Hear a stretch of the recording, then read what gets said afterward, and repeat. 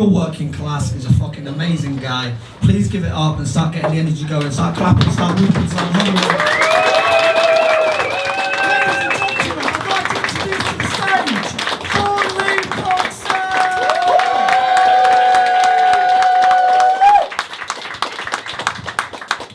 What is happening, Leeds? How's everyone doing? Are we alright? Yeah. Great stuff. So my name is Thornley Pogson. That's not a joke, it is my real name. Not sure if my parents were just playing Scrabble whilst I was reading for the And people always ask me, well, if you hate your name so much, Thornley, then why don't you change it? And good question. But well, I see my name the same way that I see my penis. It's long, it's a bit of a mouthful, and my dad loves it.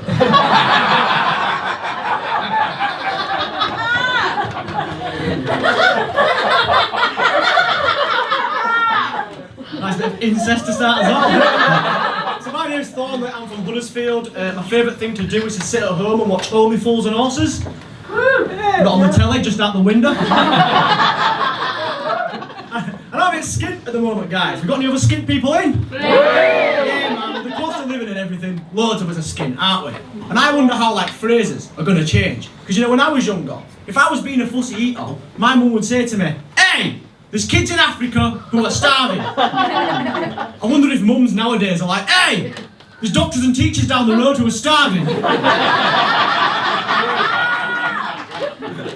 And I doubt you guys are as skint as me though. I've got a pair of shoes that have so many holes in. The other day a guy said, "Nice Crocs." Just on the way here, and I got stopped by a homeless guy. He was like, "Excuse me, mate, have you got any spare change?" I was like, "Nah, sorry. Have you?" I know that might sound harsh, asking a homeless guy for money. But this works both ways. Because just last week, I got mistaken for being homeless. I know, can you believe it? You guys seem nice. I did that joke in Bridlington last night and some guy went, "Yeah."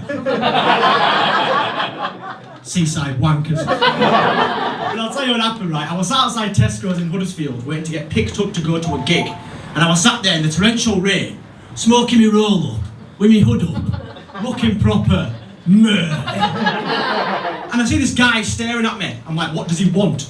Turns out, he didn't want anything. Because he went into the Tesco's, comes back out with a meal deal. Comes up to me and goes, "Here you go." I'm like, nah. And I should have just accepted the meal deal, because it was a really good meal deal. Check this, right? Roast chicken and bacon sandwich, can of Red Bull, prawn cocktail crisps. Game changer as a meal deal. I should have just accepted it. He'd have felt like he'd done a good deed, I'd have got a free sandwich, everyone would have been happy. But I decided to start an argument, didn't I? So I'm like, "What, are you calling me homeless?" And he's like, "Oh, you're just like the rest of them, aren't you? You're just like the rest of them. You just want the money for drugs." Yeah. So even though I get mistaken for being homeless and that, I did manage to go on holiday recently. I went to Germany. I had a great time out there, man. I did some comedy out there. The gigs went absolutely great, except for this one routine that I did that just kept dying on its ass, and I had no idea why. It popped over in England, took it to Germany, it just kept dying. Every club that I took it to, it was this routine that I had about Philip Schofield. And it turns out they had no idea who the fuck he was. Because you might not believe this, guys, you might not believe it, Leeds, but for some reason, in Germany, they don't have Good Morning Britain.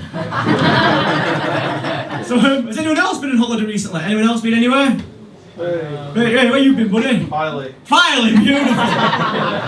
So when you got your plane to Filey? Did you have a little drink on the flight? Yeah, see, everyone in England, we like a drink before we get on a plane, am I right? Yeah. See, what I've found out, guys, is I can't do that anymore. See, I'm not allowed to do it. Because I've found out, if I get drunk before I get on a flight, they don't let me get on the flight. I got arrested in Ireland for being drunk in a public place. I thought the whole point of going to Ireland was to get drunk in a public place. That's like going to Filey and being arrested for having some fish and chips on the beach. Or going to France for enjoying the cheese. Or going to Scotland for enjoying the heroin. Yeah, I don't understand the laws in other countries and our own. Like right now, our government is saying you can't have an XL bully for a pet. But whilst in Spain, they have a festival where they get an actual bull off its leash just to take people out in the street. Oh yeah. People die. Do they care? Do they fuck? If you die, you're out. Better luck next year. So what I want to do, right, is start the XL Bully Festival. We started on my birthday, right? The 20th of September, we'll all go down to Downing Street, right? We'll all go down with a bunch of XL bullies. We'll get to number 10. We'll take the fucking door off. Run in there with all the XL bullies. We'll go into the bedroom where Rishi Sunak is sleeping. But then, the best part, they don't even attack him. They all just run in and start humping his leg. So then for once, even Rishi Sunak will know what it feels like to get fucked by the big dog.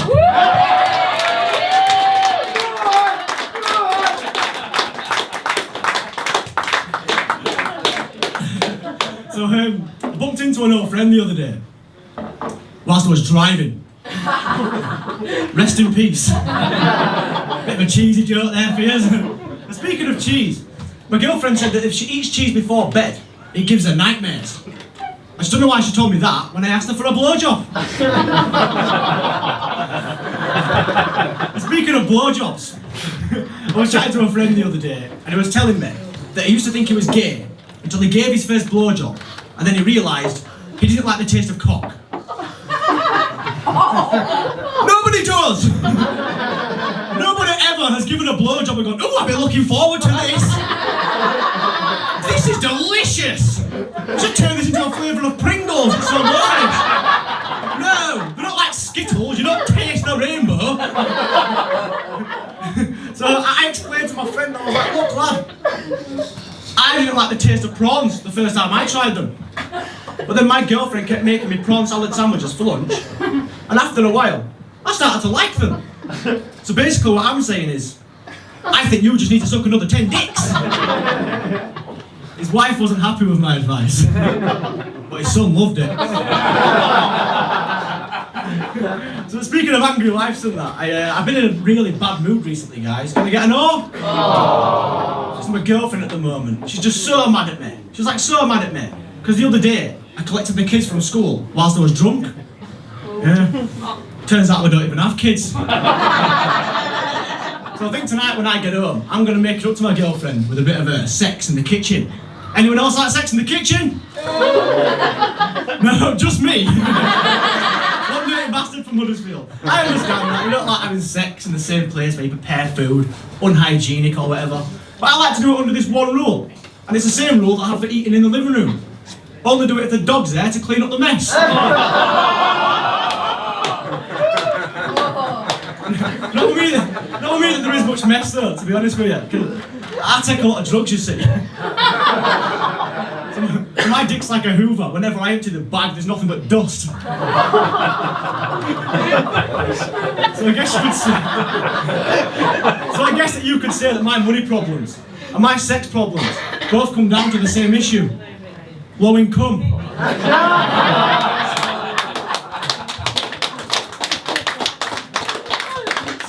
when me and my girlfriend are getting at it, right, we're having to do it in the morning, you see, because unless I've got that morning glory pumping, it's just not happening. You see, my erections, they're like my job. At the end of the day, I don't have one. So most of the time, I'm treating my girl like an old computer. I have to insert the floppy.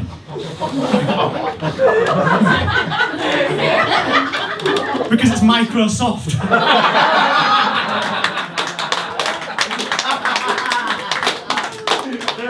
It takes me forever to load up my hard drive. Oh, no drink left. Good. So, yeah. Hey, top man. Give it up for Billy Price, everybody.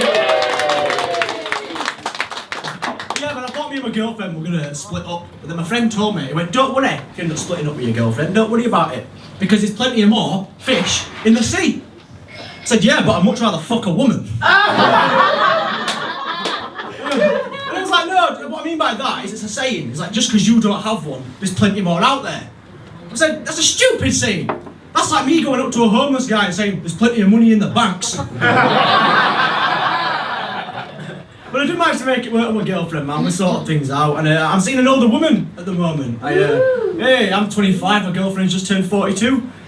Yeah, big age gap. And it must run in the family or something, because my brother, he also likes older women. See, I like a woman in the 40s, you know, that's still got it. My brother, he likes, Judi Dench. He treats picking up his women like he's making a kebab. He'll put his meat in your nan.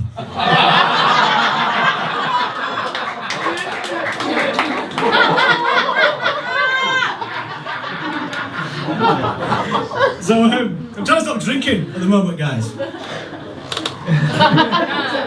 know, I don't have an alcohol problem, but every time I have alcohol, I am a problem. See, I've done some stupid things whilst drunk, like I've been arrested in foreign countries, I've woken up to broken bones, but the one thing I'm most ashamed of doing whilst drunk was receiving a blowjob from a police officer. Because now me and David Cameron both have something in common. Both put our dick in a pig's mouth. I did that joke in Manchester the other day and I got a heckle. Some guy went, "That's old news." I went, "No, not old news. Once you put your dick in a pig, that's with you for life. It will never not be relevant." I bet to this day he still don't get invited to barbecues. And I bet his wife still gets suspicious every time he calls her babe.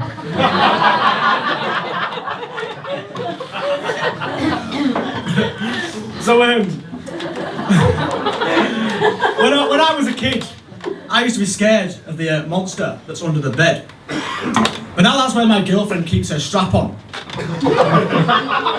So I'm still scared of the monster that's under the bed.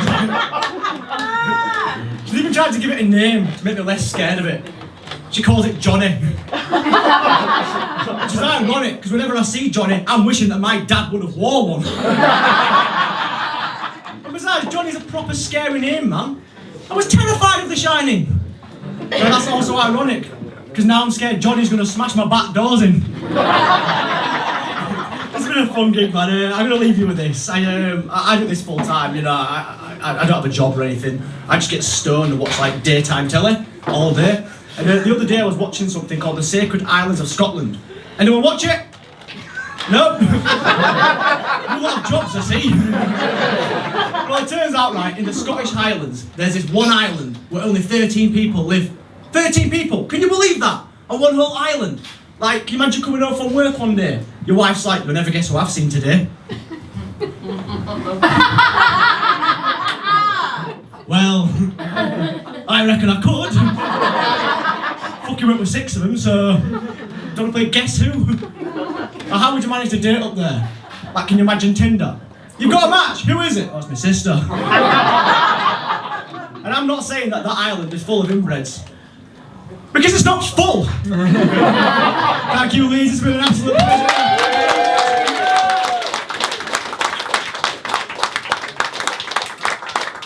Guys, give it up once more, Thornley Pogson! That was nice. He even managed to get with a little laugh. When you put your dick in a nan, he started to make them laugh, which I knew. I fucking done the right thing having this guy in the open, because he's doing the impossible. Thornley's a brilliant act. I've known him a few years, and I knew he'd do what he did. Let people move and shit. Are we having a good time, guys? Are we having a laugh? Come on, guys, fucking a bit more energy than that.